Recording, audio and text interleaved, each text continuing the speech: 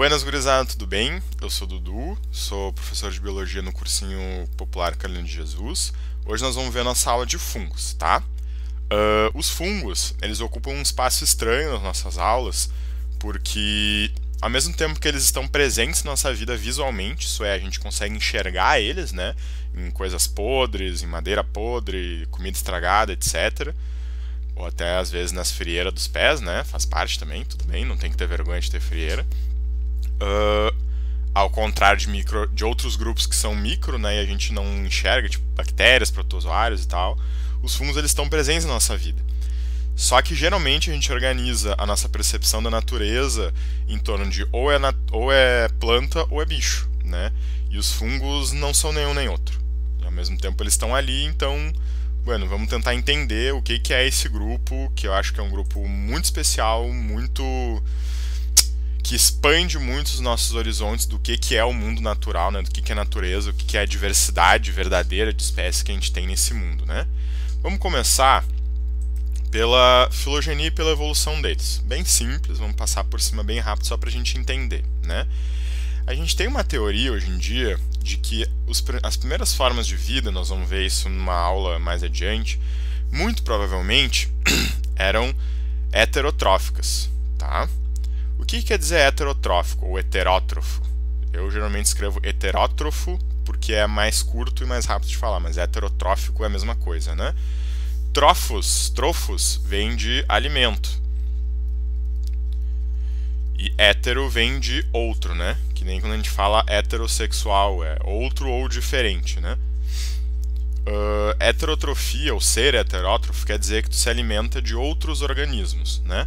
Para conseguir elaborar e constituir a energia que a gente usa para se manter vivo, a gente precisa devorar biomassa de outros seres, né? Nós, seres humanos, somos heterotróficos, a gente come plantas, animais e até fungos, né? Para se alimentar. Alguns seres vivos, em algum momento, desenvolveram a característica da autotrofia, né? Se tornaram autótrofos. Esses são seres que fazem fotossíntese, que não precisam comer outros seres. Eles produzem o próprio alimento a partir de água, solo, carbono e energia do sol. Esse grupo se separou muito cedo dos outros grupos heterotróficos e são as plantas terrestres, tá?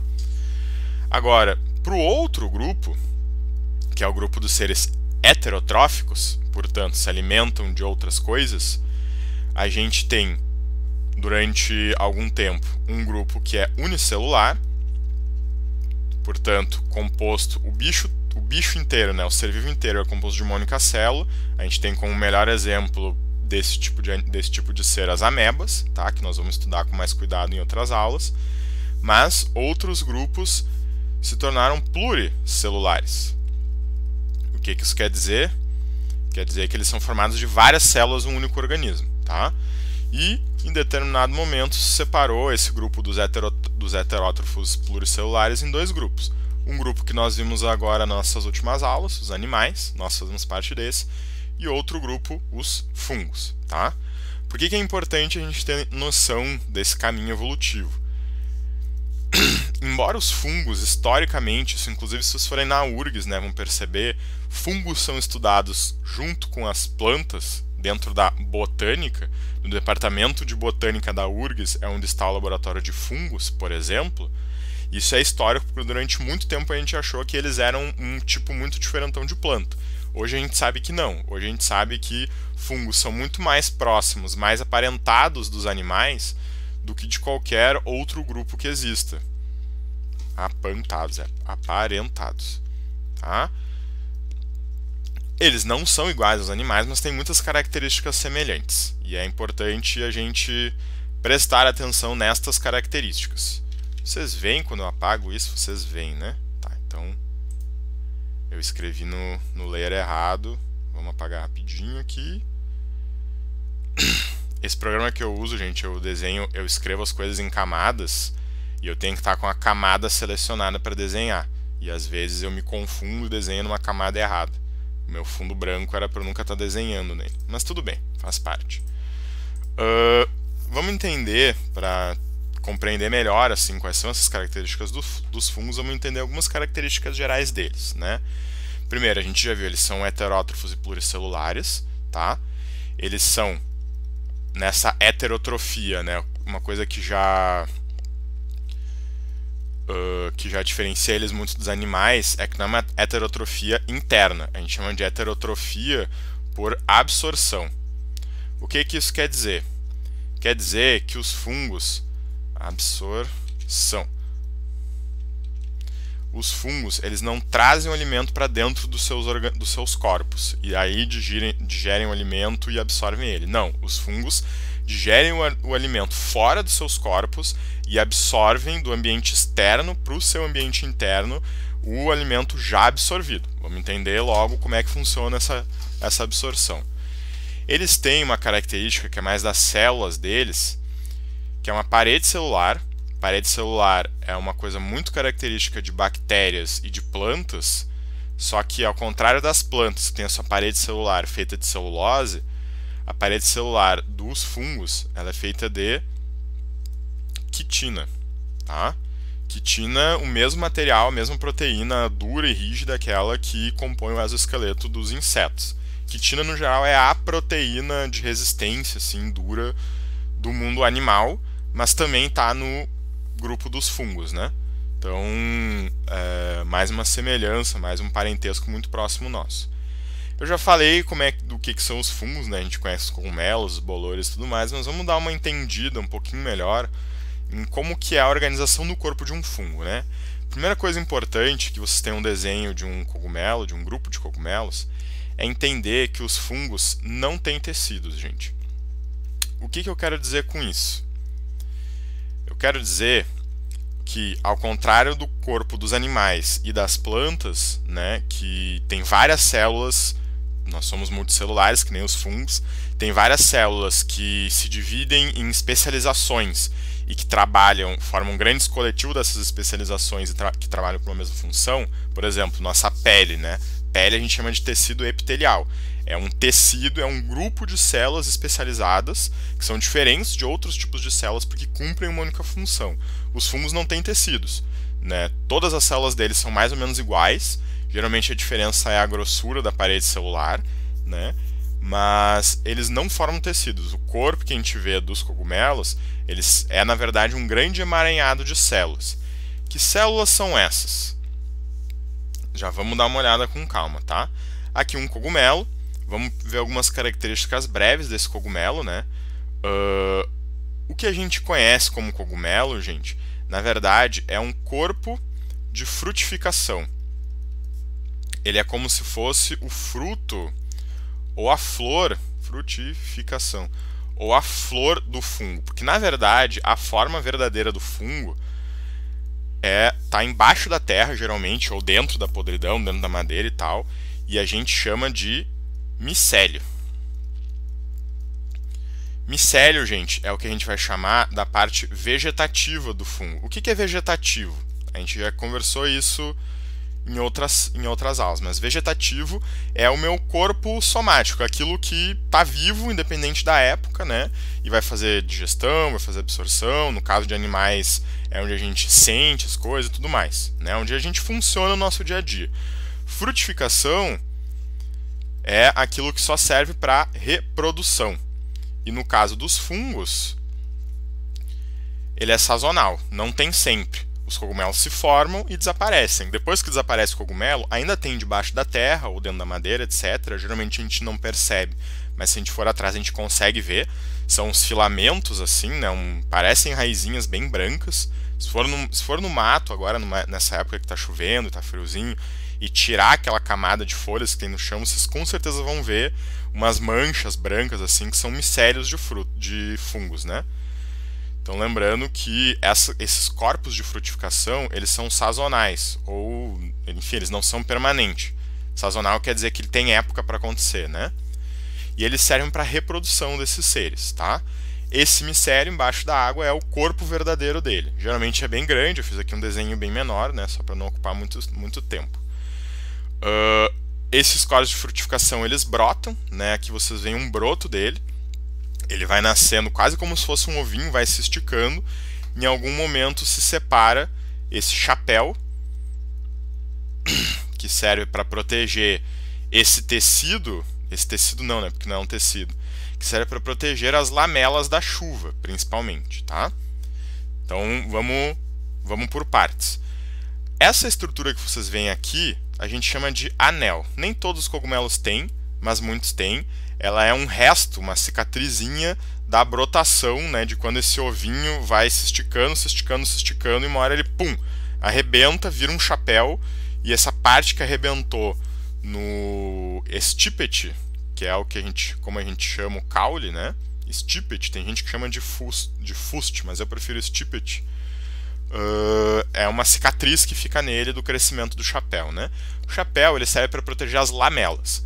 As lamelas, gente, elas são uma parte assim, é como se fosse várias fileirinhas, são várias fileirinhas mesmo, né? Várias prateleirinhas de cabeça para baixo nos cogumelos, que é onde se formam os esporos desses cogumelos, tá? Cada lamela ela vai do início ao fim do chapéu, como vocês estão percebendo nessa aqui, que é um cortezinho, né? Percebam também aqui nesse corte que o stipete ele é oco. E nessas lamelas é onde a gente vai formar os esporos, que são as estruturas de reprodução dos fungos. Eles não botam sementes, eles não botam ovos, eles fazem células especializadas, que são os esporos. Esses esporos são levados pelo vento, pela água, por outros animais, etc. E se caírem num lugar bacana, germinam, se desenvolvem, fazem ali várias divisões celulares e formam um novo micélio, tá? O chapéu serve para proteger do sol e da chuva, porque demora um pouco para esses esporos amadurecerem e estarem plenamente prontos para servirem como estruturas reprodutivas. Então, se bate uma gota d'água neles antes, eles caem sem estarem prontos, então é um investimento na construção de um esporo que o fungo perde, tá? Mas como é que são essas células que eu estou falando para vocês, que formam um emaranhado, que formam esses filamentos do micélio, mas que não formam tecidos? Essas células, vamos dar uma ampliadinha aqui, são as hifas, tá? As hifas são células, vamos mudar de cor aqui um pouco, está ficando meio poluído. São células filamentosas, tá? Quando eu digo filamentosas, quer dizer que elas são fiozinhos, elas formam fiozinhos, elas são contínuas uma na outra. Elas são também, portanto, contínuas, elas permanecem juntas uma na outra para formar esses fios. E no geral, isso não é uma regra, mas para cogumelos quase sempre é assim. Elas são polinucleadas. Isso quer dizer que, ao contrário da maioria das células, elas têm vários núcleos por células. E esses núcleos são compartilhados entre células, porque as células têm uma abertura entre elas, né? Para nós animais e para a maioria das plantas, as células são muito individualizadas. Elas são uma bolinha e deu. Tem o meu núcleo dentro da célula e eras isso. Acho que vocês devem estar ouvindo meu cachorro latir, perdão por isso. Mas no caso dos fungos, essas células elas têm um contato muito direto entre elas. Elas abrem-se uma para as outras, formando, aqui vocês vão ver, ó, tem essa aberturinha entre as células, formando septos. Septos são aberturas, né? Então essas células também são septadas, tá?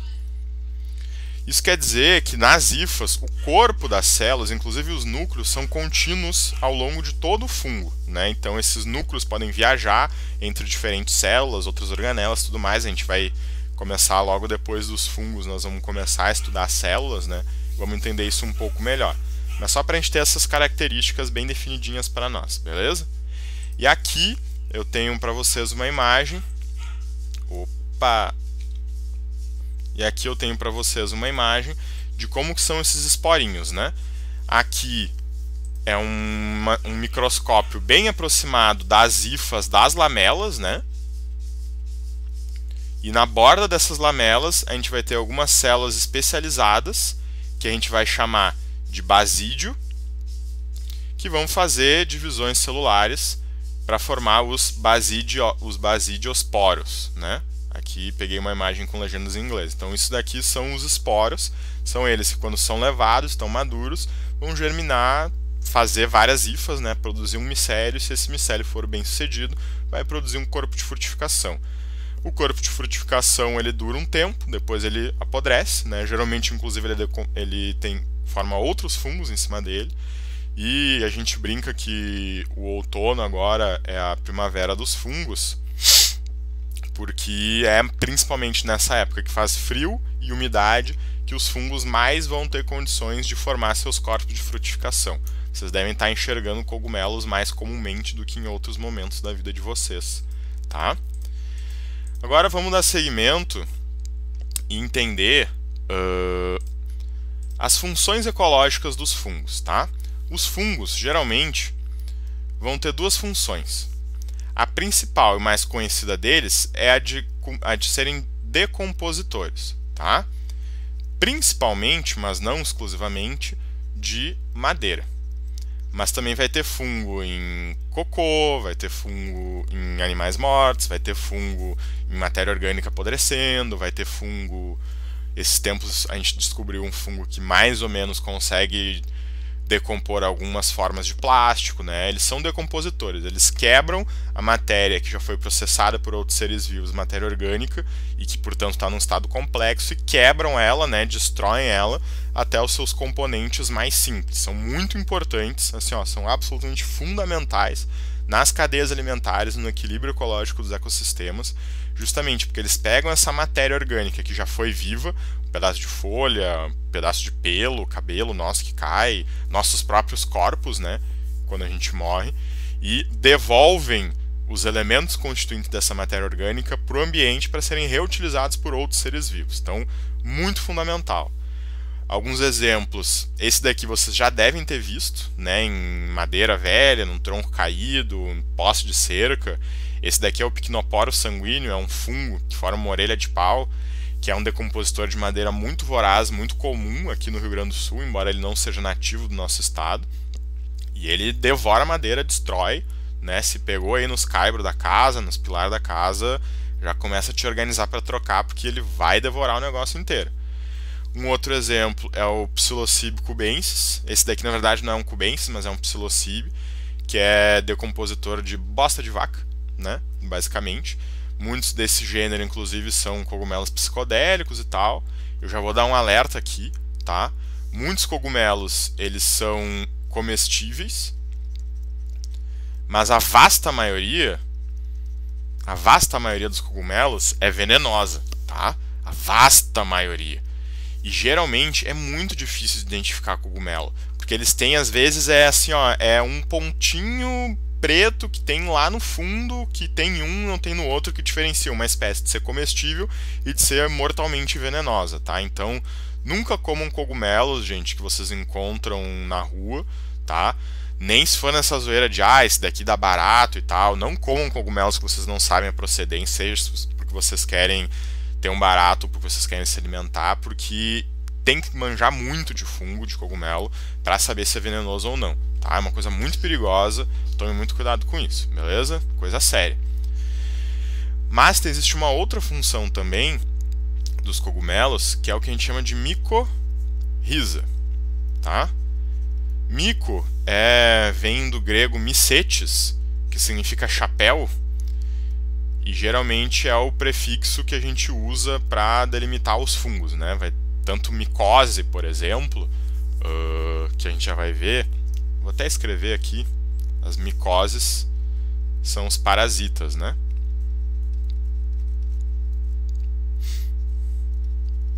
Existem fungos parasitas de animais, fungos parasitas de outros fungos parasitas de plantas. As micoses são parasitas de animais, né?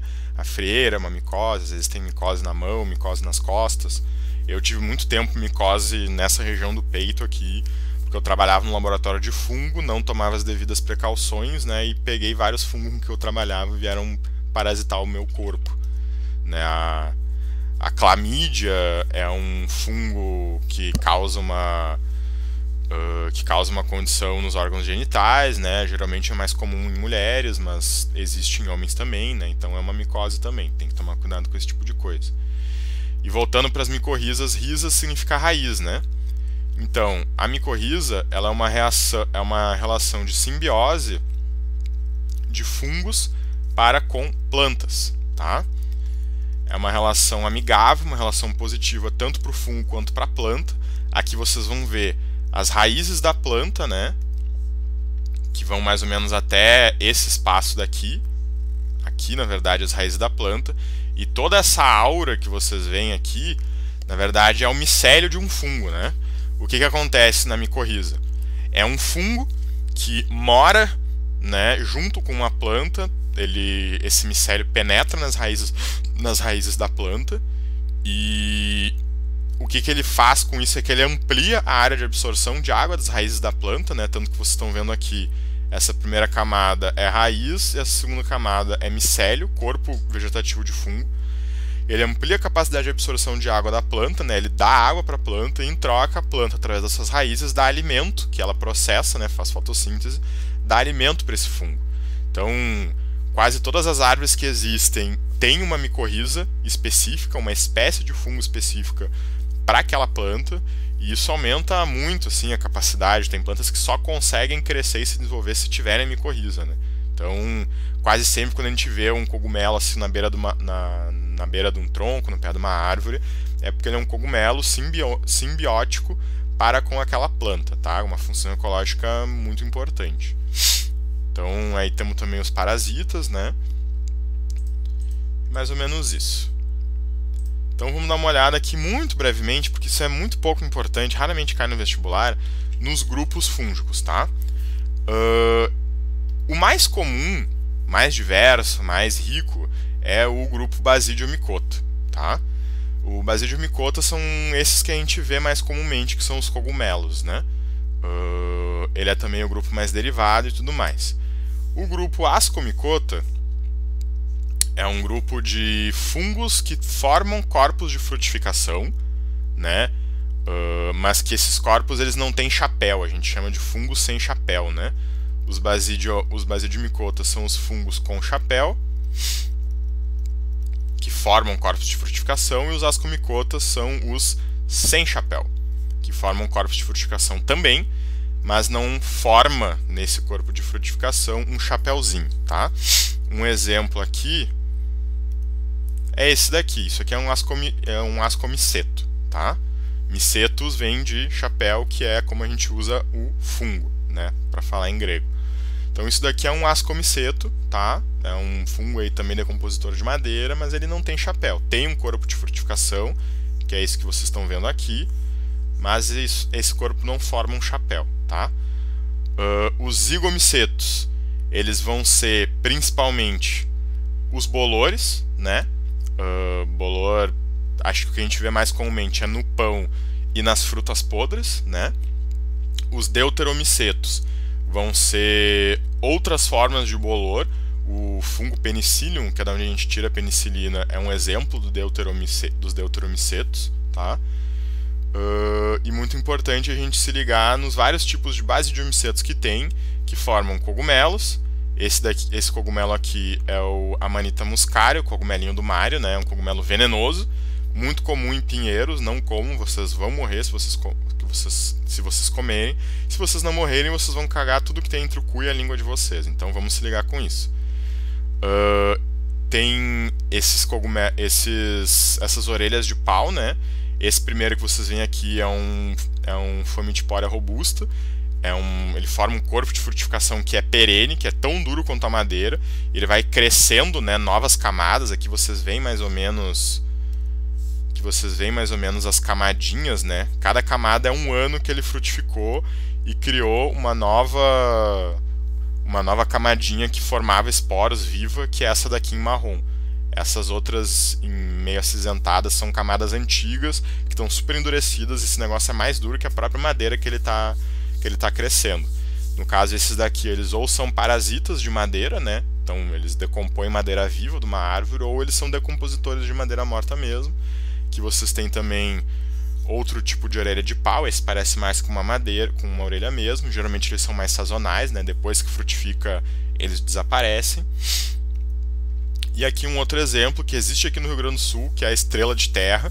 Ele é um fungo micorrízico, né? Ele pega em raízes de plantas, e ele forma essa estrelinha assim ali, e os esporos deles formam dentro dele. E esse biquinho que vocês veem aqui é onde, se tu pisa sem querer numa estrela de terra, ele solta uma nuvem de esporos que não são venenosos, tá, gente? A gente não vive no mundo do Pokémon. Alguns esporos até são venenosos, porque o fungo pode se desenvolver dentro do nosso pulmão, mas no geral eles são inofensivos para nós. Então solta uma nuvem de esporos, até assusta assim quando a gente está em saída de campo e tal e encontra isso. E um outro exemplo de fungo, né, é a levedura. Ficou um pouquinho longe aqui. Aqui. As leveduras, que são fungos unicelulares, né? Tem uma célula só. Fungos que fazem fermentação, mas eles também podem ser parasitas, né? A clamídia, por exemplo, que é parasita do órgão genital masculino, do órgão genital humano, tanto masculino quanto feminino, embora quem tenha que se cuidar um pouquinho mais sejam as mulheres, porque pega mais fácil. É uma forma de levedura também. Então, as leveduras, elas estão muito ligadas a processos de fermentação, né? São responsáveis pelo pão, são responsáveis pela cerveja, pelo vinho, fermentação alcoólica, né? E vários outros processos muito importantes para a alimentação humana, tá?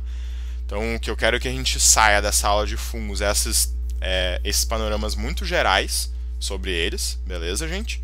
Deixa eu ir aqui para o nosso panorama geral. Coisas que a gente tem que entender muito, né?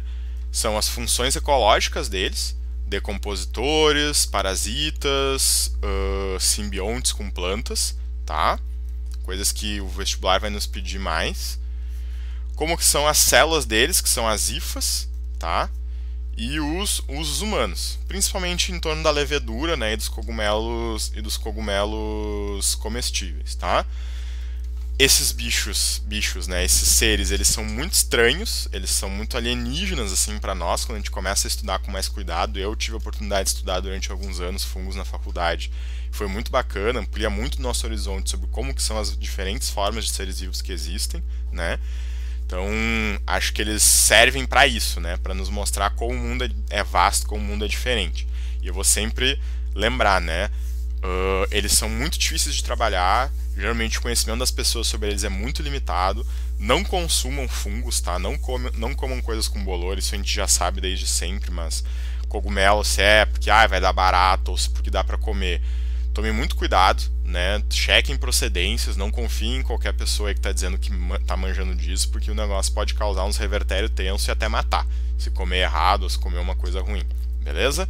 Vamos ficando por aqui. Ficou um pouquinho mais longa a aula, né? Mas eu tenho dificuldade de ser breve em fungos, eu gosto muito desse grupo de seres vivos e acho que eles são muito diferentões assim do que a gente está acostumado, a gente não tem muita referência sobre eles, né? Então é isso, muito obrigado, estudem bastante, vamos continuar se cuidando aí, né, no coronavírus.